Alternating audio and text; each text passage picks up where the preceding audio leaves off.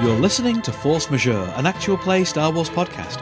My name is Adam and I'm your host, and today's episode will be brought to you after these words from our sponsors.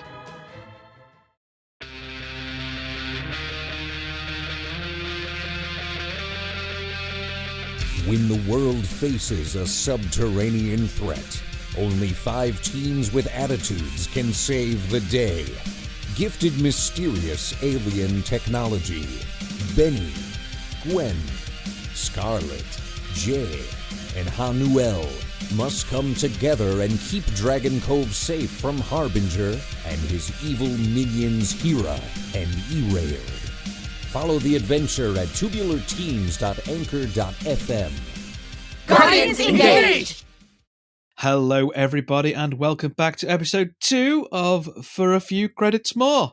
My name is Adam and I am your GM, and I am joined around the virtual table by... Hi, I'm Ben. I am playing Thanos Clutch, a hard-working Minoc exterminator that is a Hark that likes wearing a poncho and has a lot of blasters, because, well, Minocs.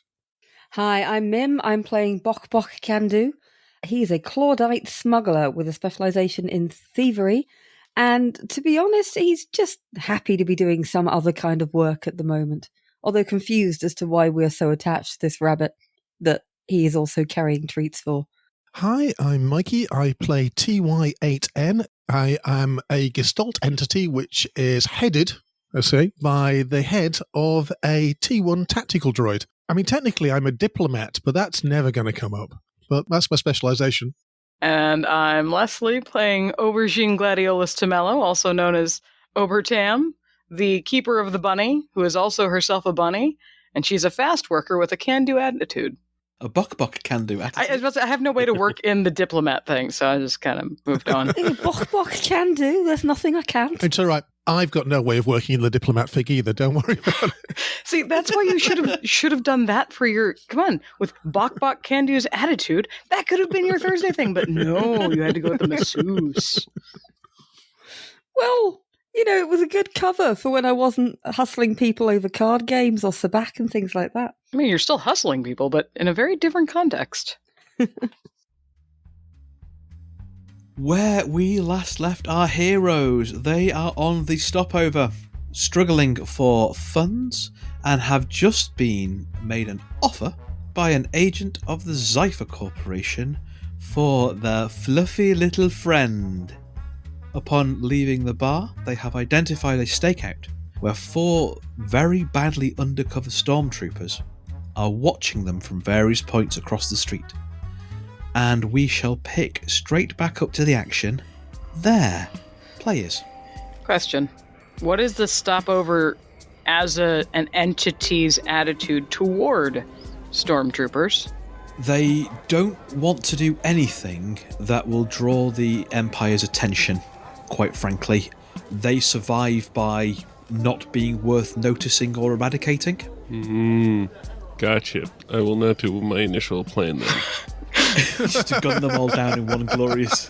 I was kind of going to suggest that to the gunman of the apocalypse there. So, like, if you can do it without getting caught or being seen and being obvious, then, like, there are ways to make people disappear on this place. But if you just gun them down in the street, it's probably not going to go well for you, because really the people on here will probably just hand you over to the Empire, because it's the easiest way to not be glassed from orbit. I've got an idea, guys. I also have an idea, but you go first. Well, no, you're the tactical droid. Tactic me. Okay. One of the tiniest spiders crawls away from the group, crawls up your leg, and just sits on your shoulder and says, "Why don't we see where they are staged? I could leave a little bit of me with them if you could drop it into their possession. I can't do it. I'm horrific." Well, you want me to do a reverse pickpocket on a stormtrooper? If you don't think you can, that's fine. he wants you to bug him. You see? I know jokes. I smell terrible. All right, I can do it. No, what's your idea? What's your idea? Well, actually, it could kind of work with yours. I was Ooh. going to say we take them to this club I know that occasionally do some dancing at. Lead them in. It tends to be a bit crowded, even at this time of day. And if I get them in there, then they won't notice so much if I just slip something in their pocket. Plus, a lot of the other girls and lads who dance, and entities who dance, to be completely honest, they might be able to help distract them a little, if you know what I mean. It does occur to me that merely moments after we got a payoff of some credits, you want to go to a club. We're supposed to be saving our money. I mean, not like that. Anyway, performers get free drinks at the bar as long as you're not taking the mickey. I mean, all of this is better than my suggestion, which involved, I don't know, a little bit of, well, our Harch friend being good at what our Harch friend is good at. Or we could take them to that ship. And we could just... Well, if we kill him, then Grandma Whiskers is going to kill us. What if we kill them with his ship? Spy stuff! There's a very slight scraping on the floor, and you notice two of the larger crabs dragging Tyburn's humongous greatsword behind them. I could do a fight. I think I know how to do it. Pointy end goes in there, right? Sure. What are the stormtroopers pretending to do? They're watching us. They are pretending to browse shop windows or to... Like, one of them is sitting not drinking coffee outside one of the various... Establishments? Yeah, the street that the flux capacitor is on is in one of the mercantile sectors. So there's lots of small shops that sell stuff. You know, there's a bakery, there's a couple of diners, there's a reclaimed computer parts place, there's someone that builds droids. You know, it's all that sort of kind of bustling second-hand scrapper trade. And they're doing that extra in the Quantum of Solace who isn't sweeping sort of thing. Yeah, basically. I'm just sort of thinking at this point, Thanos is going to wrap his two larger arms, like one on Bok-Bok's shoulder, the other one on Tam's shoulder, and it's like, you know, why don't we let these nice humans do what they came here to do and follow us? And yet, let's try and take them to some exciting place, like what Bok-Bok said. It would be rude of us not to show the highlights of the stopover. And I bet you anything they'd love to meet Candy. She's a great dancer and a pretty good, what is it? It's an instrument. It sounds a bit like bees, an althorn or something. Anyway, she plays it real good. Exactly.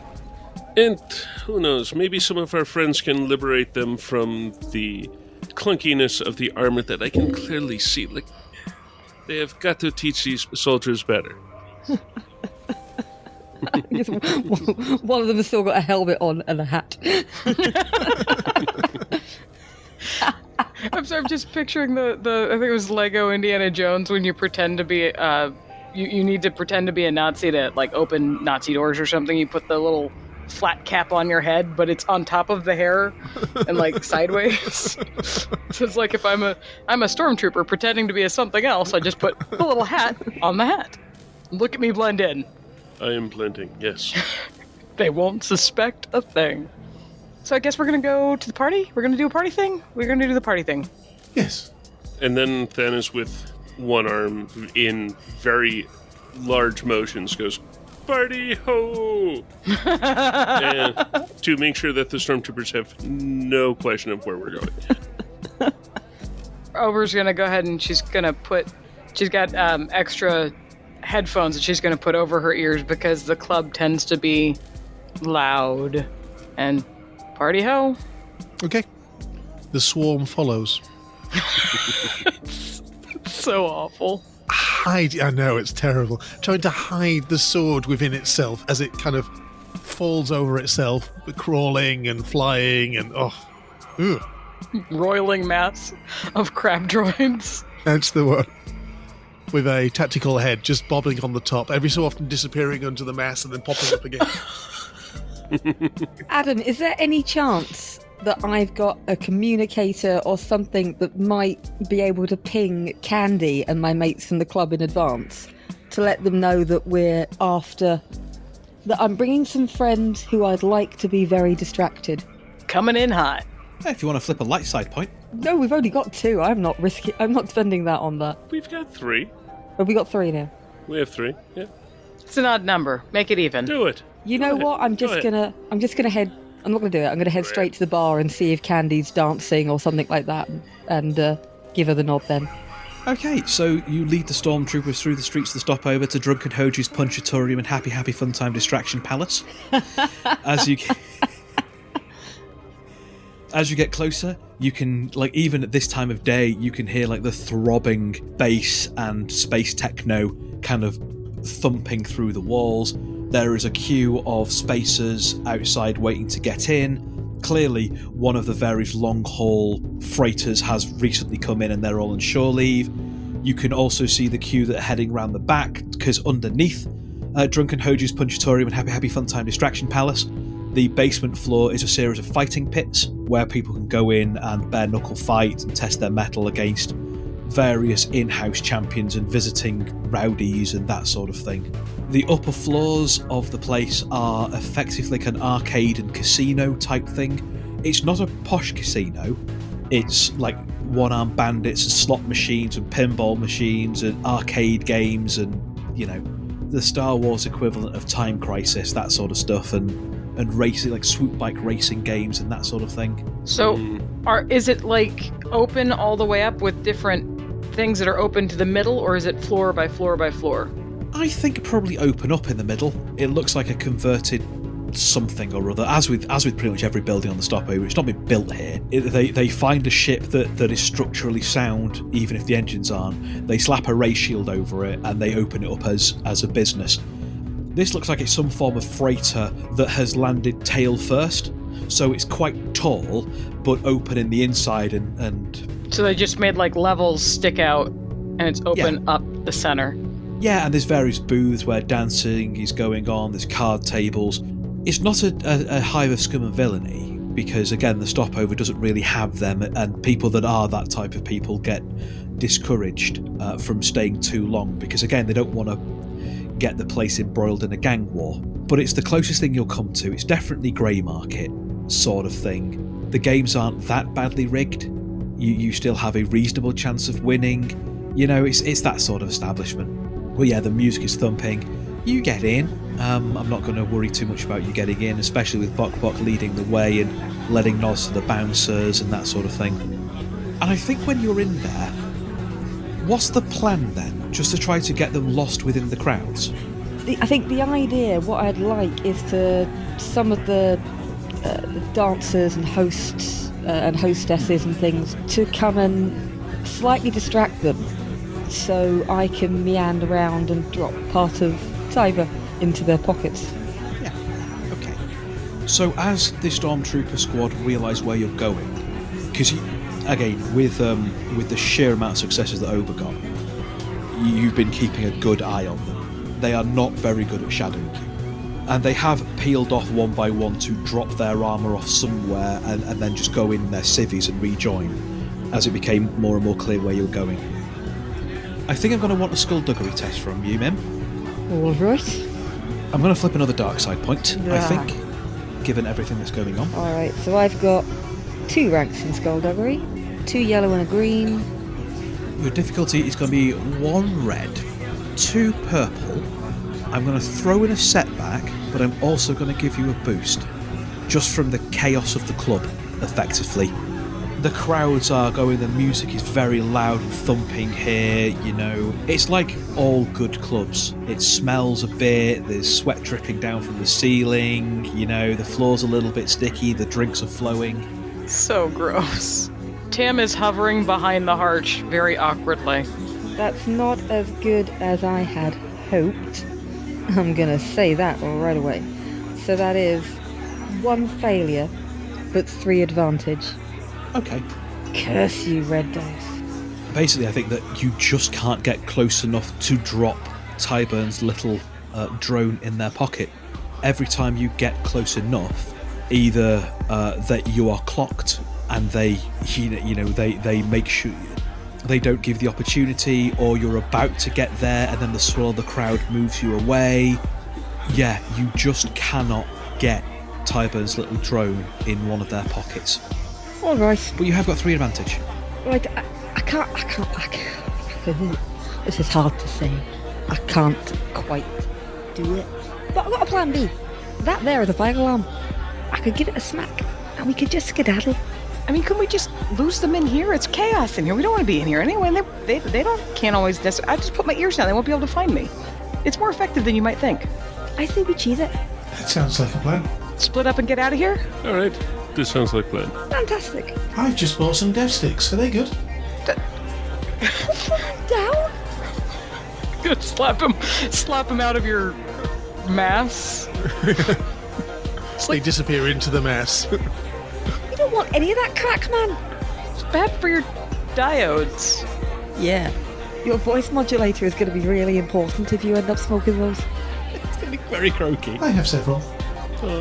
They were just starting the phone show. Foam party!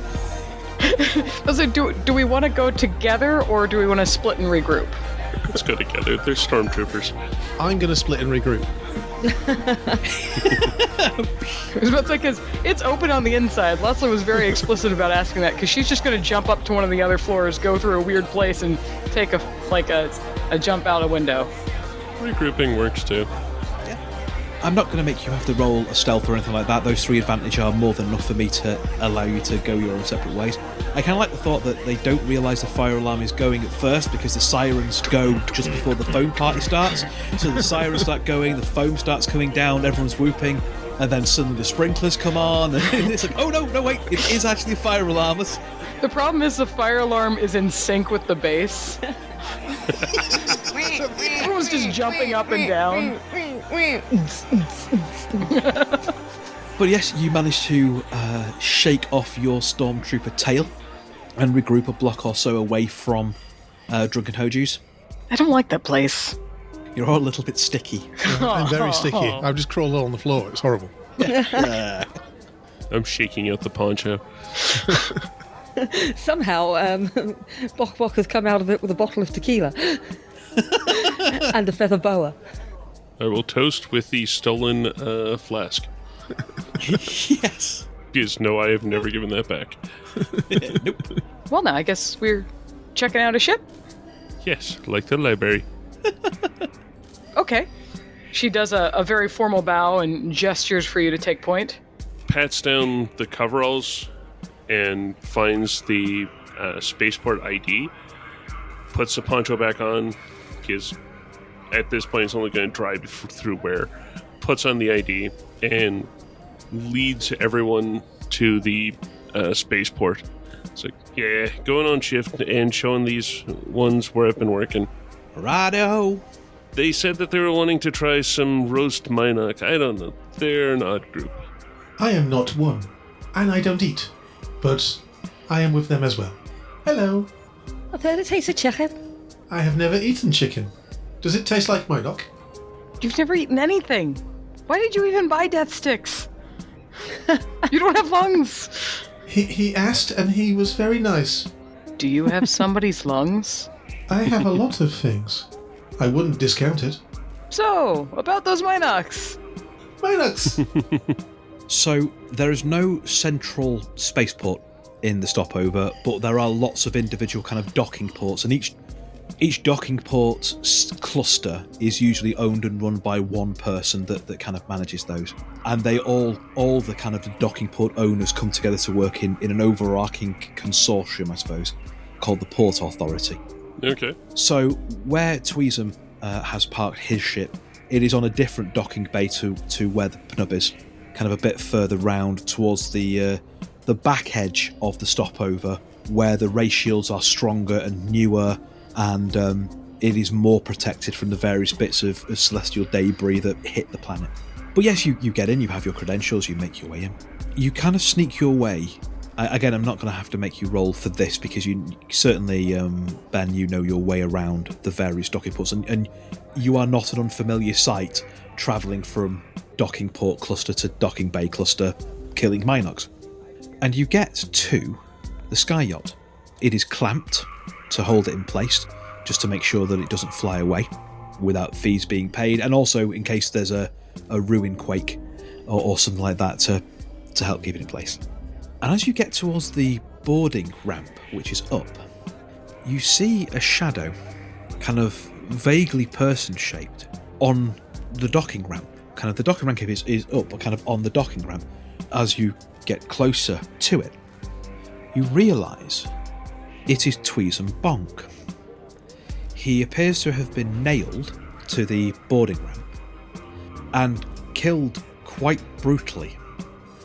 And just a bit in front of him, out of the puddle of blood, there is a holocom kind of resting with a little light that is flashing to say that there's a recorded message contained within it.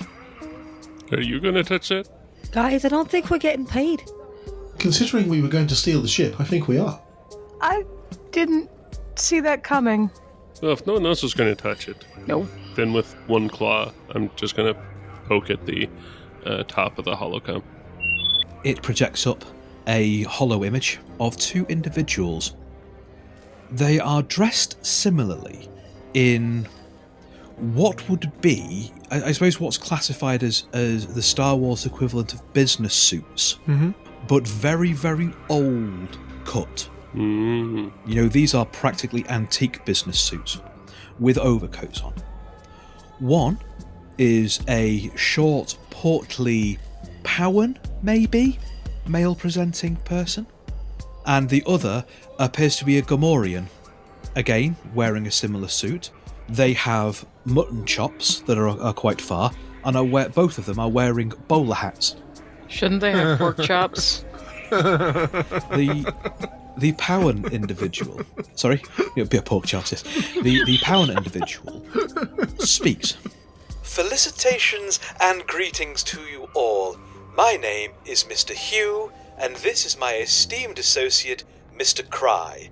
He doesn't speak quite so much, so you will have to forgive him. I am by far the more loquacious member of our partnership. I know who you are, and I have a message for you from a mutual employer, Mr. Wexler. Mr. Wexler wishes to remind you that at present you have not yet discharged the task which he set you. He is very worried that you may perhaps mistake his willingness to wait for you to complete your task with him having forgotten exactly what it is that you owe him. Mr. Wexler wishes me to convey to you his strongest possible suggestion that you return to the place where your dealings first began and return to him the item which he charged you with retrieving. Should you do that, then your debts will be, as have been agreed, considered paid in full, and he will even not take any umbrage or action against how long it's taken you to complete your contract. Alas, it is with great regret that I have to inform you that should you fail to deliver the item to which you owe our mutual employer within one galactic week, myself and my colleague here will be forced to remonstrate with you most vociferously, as we have with this chancer. We do not like those who take that which is not entitled to them, do we, Mr. Cry? And the Gamorrean, in perfect basic, goes, No, we don't, Mr. Hugh. In fact, we occasionally have to talk to them quite forcefully. Sometimes their limbs come off while we do it. Yes, that is quite right. Sometimes, and Mr. Hugh nods, sometimes their limbs come off while we do it. We don't want that now, do we? As even those of you with many limbs to lose, I'm sure don't want to have one or two missing when it comes time for your latest tailoring appointment. I trust we are understood. Bye-bye! And the comm clicks off. Okay, does anyone remember what we were supposed to get for them? Because I have completely, utterly forgotten. It was Lord Benedict, I'm afraid. Oh. The device. I'd like to point out that I have met thousands upon thousands of organics in my time. I have never wanted to more hit one with a sword than that man there. Can I hit him with my sword? Please? The dead man? Have I heard of these two before? Because I'm guessing with that form of brutality that I have a hint that these two might be capable of. They might be legends in the underworld. Yeah, if you want to make me a knowledge underworld test, it's a single purple. See, that's bad. That's bad when that difficulty is that light. It is. I'm not even going to pretend that she's not disgusted by the state of affairs, but Tam's still going to rifle through his pockets. So that's a flat 3 success. Okay, I'll come back to you in a second, Leslie. What Bok Kandu knows about Mr. Hugh and Mr. Cry? They are more than assassins. They are more than bounty hunters. They have been providing bespoke atrocities for at least 800 galactic standard years, which, I will add, is considerably longer than the lifespan of both of the species that they present as. Whether they are the same people, who have somehow managed to stay alive somehow, whether it is a pair of titles that are passed down to successors, no one's entirely sure. What you do know is that those few people who've crossed their paths and survived have always described them as a plump, short, verbose Powan and a tall, surprisingly well-spoken, albeit less verbose Gamorrean, dressed in those same costumes, those same suits. And those stories of people who've crossed their path, again, go back a long time. But I suppose that's how legends work. But yes, they provide bespoke atrocities for people willing to pay. Oh man, this isn't good. This is not good. These guys are legends. I mean, living legends. I mean, these are the bogeymen of the bogeymen. Okay. The last thing I will give you, Mim, because you did get 3 successes, is this. Nobody has gone toe-to-toe with them and lived in a straight fight, but people have managed to evade them by outwitting them, by outrunning them, by lying low, by outsmarting them. They do not have a perfect track record, apart from when people go head-to-head with them or when they can catch people unawares. You lot don't want to get into a fight with these guys. Oh, I do. No one wins. No one has ever won. They only said they'd pull limbs off. I don't have any limbs. The rest of us are pretty attached to ours, though. Oh, yes, your limbs are part of the crew. I'm beginning to worry about his definition of the word crew. A lot of things are part of the crew. Yeah, that's the concern. But we would have to go back to that mud bowl. That just sounds distasteful. It took a full 2 weeks to get all that mud out of my fur. No. Does the wall art have a key to the ship? Ooh, yes. Yeah, Leslie, you've rifled through his pockets. There is a second hip flask that is full. I'll toss that to the Harch. Gladly takes it. There is a stack of business cards. I'll drop those in the blood. There is a data slate and a comm, but there is no key to the ship, nor is there any more credits. Dadgummit. See, the comm, if you kind of have a look through the contacts list on there, because it's unlocked, lists 7 separate numbers for Tweez and Bonk. We can't take Benedict back to the Mud Bowl, because we can't leave this place. So there's also the fact that I'm pretty sure that if they're living legends and the bogeymen of the bogeymen, that they're not just going to let us walk away even if we do take the laird back. I'm pretty sure they're just going to, horribly murder us. Like they did our friend here.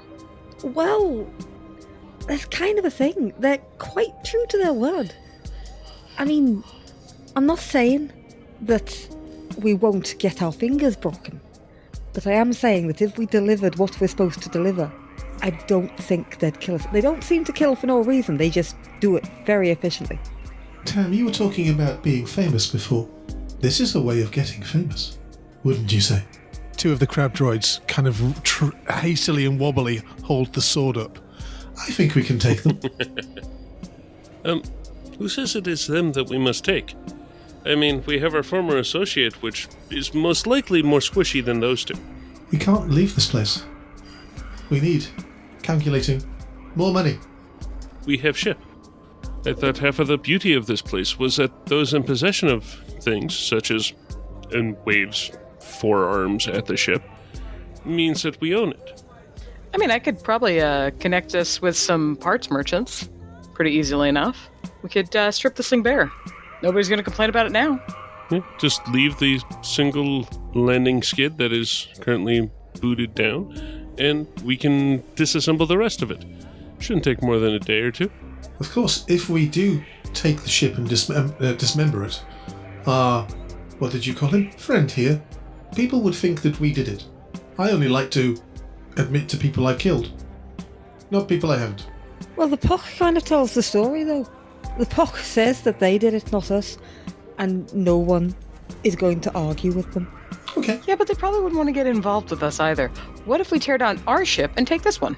I'm kind of good with it either way. I bet the docking fees are a lot less for this one because it only came in a day or so ago. Yeah, and I mean, our ship's not worth nearly as much as this is, but if we can pay off the docking fees on this one, we can leave, and we have a new ID that they won't have. I like it. You make so much sense. I imagine they'll know that we took this ship, considering they made it into an art installation. Yeah, but we'll trade it off later. It's ugly anyway. I mean, it's better than our other ship. I don't like the name. Business. Business. Business. Nah. Come on, let's do it. Let's do it. Yes, let us go and get up in this business. Let's do it. All right, so I figure I've worked with most of the parts merchants because I'm pretty sure that I've probably delivered parts. So Tam probably knows a couple of people that she could recommend. We legally own our ship, so we can legally disassemble our ship. Worst case scenario, I can just make myself look like the dude and sign it over to you. Ooh, I love that. We get some urgent crash dry cleaning on that suit. Well, I've got a holographic disguise, You have got a holographic. Ooh, so I can is use that. wondrous. In fact, can we do a quick montage of that? So, although I can't get his voice quite right. Settle down, everyone. Look, I'm giving these guys my ship. Oh dear, we're all going to die. Well, you're going to die. The nice thing about signing things over is you don't have to verbalize. Look, I can't copy his signature. I don't know. I never saw it, and he's dead. We have this. Holds up the data pad. You do your thing, I'll do mine. You're a smart bunny. I like it. I like being the smart one. Would you terribly mind if you were to hop up onto the decking there and go inside and open the door? Yeah, I'll hop up, see if there's an unlocked door up there. So the plan is, then, Leslie to hop up and see if she can unlock the ship from inside. Buck to change into Tweezum and attempt to get the ownership of the ship handed over and docking fees paid on credit account or something along those lines. No, we're gonna sell our ship, Yeah. the Redoubtable Pnub, to local parts merchants and use Yeah, that money okay. to pay off our new ship's fees. Docking fees. And any legal transfer costs to get it all in. You're like, okay. And disappear into the stars. Okay. Well, that all seems like a little bit too easy for me, and I do have all this threat banked. No. I'm going to end up as the equivalent of John Hammond. I'm going to end up looking like John Hammond No. forever. No, we do have like another little handy montage because we all love. Who doesn't love a montage? Not listeners of this show. I love a montage. Y'all better love a montage too. And during the course of this montage, we see Oba sorting out with parts merchants and with Vertipunk Manchuripon, who is the owner of the docking pads the Pnub is on, to get that released and broken down. Negotiated with Lars Pelor, who's the little Aline, who sits on top of the floating probe droid, who's the primary parts broker, and so on and so forth, getting that all organised. We see Bok masquerading as Tweez and Bonk, organising the handover of the ship in exchange for fulfilment of contracts or whatever. The rather bored... let me think of a species. Elomin. The rather bored Elomin who runs this particular docking pad doesn't particularly care as long as they get their cut, which they do. Oba manages to get onto the ship itself. Oddly, there are several rooms here, all of which appear to be assigned to Tweez and Bonk. But there is only one Tweez and Bonk around that you've seen so far, but there are multiple rooms. And then, kind of as we're ramping up for you to make your glorious getaway, as I cash in all of these threats, and you know what, I'm going to be generous, I'm going to flip a dark side point as well. Well, thank you, Adam. Very generous. As, to paraphrase the learner Mr. Fortune, several things happen at once. The first is, Oba, at some point on your final journey to the ship, you realise that you've had your pocket picked. Specifically, Don't you dare. the laird has been taken, and you just see the shadows of 4 urchin children running helter-skelter away from you before they lose themselves down the side alleys. The second major occurrence is, again, you've been there 2 or 3 days, at which point 4 Tweezums Bonk converge on the ship from various parts of the stopover. Bloody cloners. All dressed identically, all carrying canes, and all speaking in unison. Well, howdy there! I'm Tweezum Bonk, and you appear to be misappropriating our transport vessel. Adam, I know you're the GM and usually say this, but roll initiative. So what exactly was stolen from me? The bunny. Like the whole pouch? Or just the No. content? Just the contents, by which I mean they have reached into your courier's pocket and stolen Sir Hopsalot and done a big fat legger with him. They have ran away with the bunny. I'm going to give pursuit. Or actually, given context, I'm going to give pursuit. Good. I liked it. It's nice. Yeah, no, it's going to be, she's going to kickflip onto her hoverboard and chase him. And have no clue what's going on at the ship, apparently, because there's Tweezum's Bonk. So I think, as our screen splits between Oba and her pell-mell pursuit of a group of pickpocketing urchins on one side, and on the other, the gathering of Tweezum's Bonk around the business being faced off by the cluster droids, and our very own homegrown Tweezum Bonk, and presumably Thanos Clutch is just shaking their head about all of this nonsense that's currently going on. I think that's where we're going to end this episode. Thank you once again for being with us. Another bit of a short one, I think, listeners, but I hope you've enjoyed it. It's been Ben, Leslie, would you like to do the business and let our listeners know where they can find you? Refer to previous episode. Cool, thank you, Carrie. Anyway, the dutiful thing is to say, I'm Leslie at LesletGS on Twitter. And I am Ben. You can find me at Deuterium Ice or in any of my other projects at thehydianway.com or at the Hydian Way on Twitter. And if you like what we do on the show, you can... No. Okay. I mean, feel free to buy me a coffee, but still, I'm not saying where. Yeah, like with like a coffee, you don't have to chew. Yeah. ko-fi.com/forcemajeurepod / the Hydian Way. What? What? We need a British version, which is buy me a cuppa. Uh-huh. cu-pa.co.uk. Or you could just, support us some other way. I want money. That's what I want. Yes. Or review. You can leave us a review. Reviews are nice. We'd like a review. Reviews are great. Yeah. Reviews are lovely. Tell folks about us. Talk to your friends. Yeah. Yes. Subscribe their phones to us. Yes. Like, listen, and subscribe to both shows. All 3 shows. All 4 shows. Tales, Hero, Dungeon, and Force Majeure. Many shows. All of the shows. All of them. Yes. And before we leave you, this episode's patron is Miss Ink Noir. Ink is a regular poster on our Discord at the moment, and her reactions to the contents of the episodes as she's catching up through the final chapter of the Coldfire Chronicles, coming up to starting Season 6, is a genuine thing of daily joy for me. it really does pick me up. I mean, obviously, any feedback from our listeners picks me up, but there is something about the purity of her joy that just really brings a great smile to my face. So thank you very much for that, Ink. We are really, really glad to have you with us. And if anybody else wants to join our Discord, especially with the way that Twitter is currently going, please feel free. There is a link to our Discord in the show notes. Everybody is welcome. You don't need to be a patron or anything to join the Discord.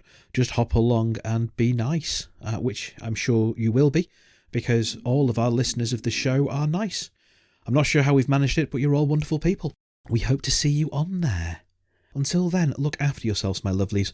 Thank you, as always, for being here with us on this journey. We hope you're enjoying it. Stay safe, and we will see you next time.